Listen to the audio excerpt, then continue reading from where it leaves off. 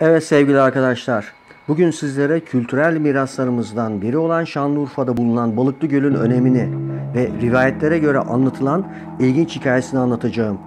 Şanlıurfa tarihiyle olduğu kadar efsaneleriyle de ünlü bir şehir. Hemen hemen her yerinde tarihten bir parça bulabileceğiniz şehrin en ünlü yerlerinden biri de Balıklı Göl. Şanlıurfa'nın turizm merkezlerinden biri olan Balıklı Göl, yerli ve yabancı birçok sayıda turisti ağırlıyor.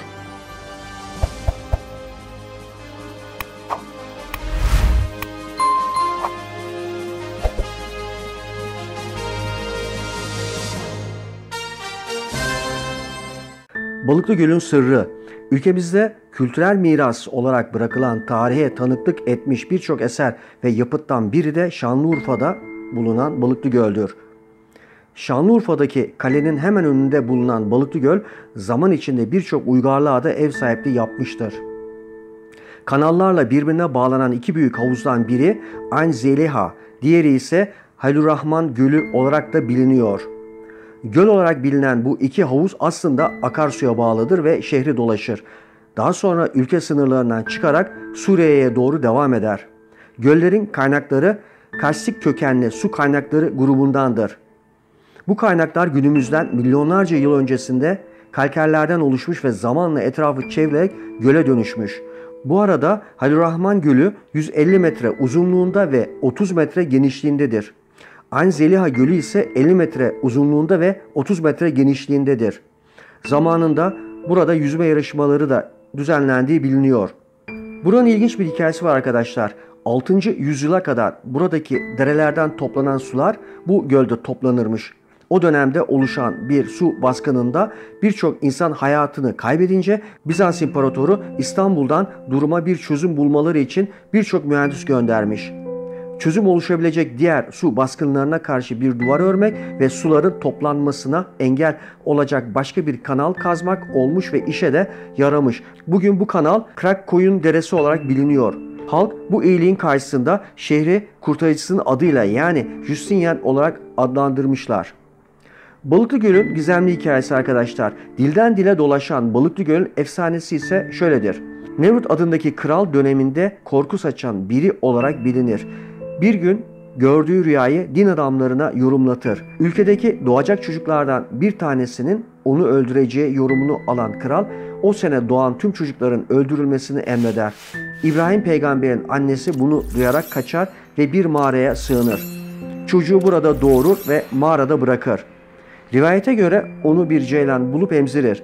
Askerler çocuğu bulup kralın karşısına çıkarır. Nemrut çocuğu olmadığı için onu sever ve büyütür. Nemrut'un zulmü, haksızlığı ve putlara tapışı halkın da putlara tapmaya zorlanışını gören İbrahim peygamber insanların kendi elleriyle yaptıkları bu putların Allah olmadığını söyler.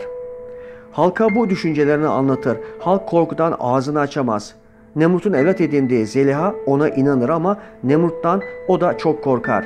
Hz. İbrahim ile Zeliha arasında bir sevgi bağı oluşur. Bir tören günü herkesin törene gittiği an Hz. İbrahim sarayın putlar bölümüne girer, bir balta ile bütün putları parçalar ve baltayı da en büyük putun üstüne asar. Törenden dönenler endişeye kapılır. Nemrut'a haber verirler. Rahipler bunu Hz. İbrahim'in yapabileceğini öne sürerler. Nemrut da bir kurulla onu yargılar.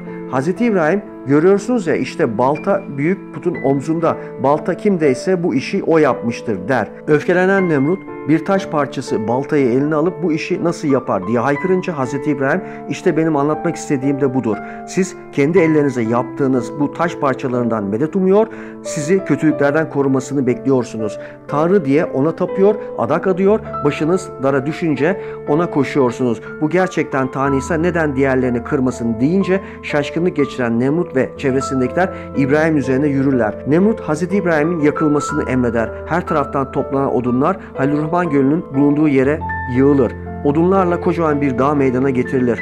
Nemrut'un kalesinin kuzeyinde 2 büyük sütun yaptırılır. İbrahim peygamberin bu sütunlar arasına gerilerek halatla ateşe fırlatılması düşünülür. Zeliha gece gündüz babasına yalvarır ama Nemrut'un yüreği yumuşamaz. Hz. İbrahim sütunlar arasına gerilen halattan ateşe fırlatılır. İbrahim odun yığınlarının ortasına düşer düşmez ateşler göle, odunlar da balığa dönüşür.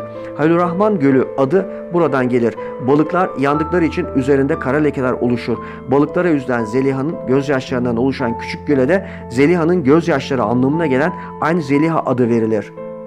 Başka bir rivayete göre ise de Hz. İbrahim ateşe atılacağı zaman Nemrut'un kızı Zeliha Hz. İbrahim'in dinine iman ettiğini söyleyince babası tarafından ateşe atılır. Zeliha yanarak can verir. Daha sonra Zeliha'nın düştüğü yerde bir göl oluşur.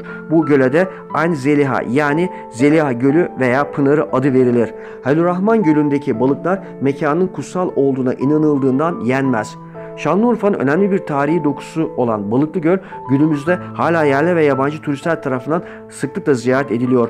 Bugün büyük bir havuz olan ve etrafı yoğrultulmuş taşlarla çevrilmiş bu göl sadece tarihsel değil, dinsel ve kültürel açıdan da önemli bir yere sahiptir arkadaşlar. Evet, bir videonun daha sonuna geldik. Kanalımı beğendiyseniz beğenip paylaşmayı, bildirim sesini açmayı unutmayın arkadaşlar. Başka bir videoda görüşmek üzere, hoşça kalın.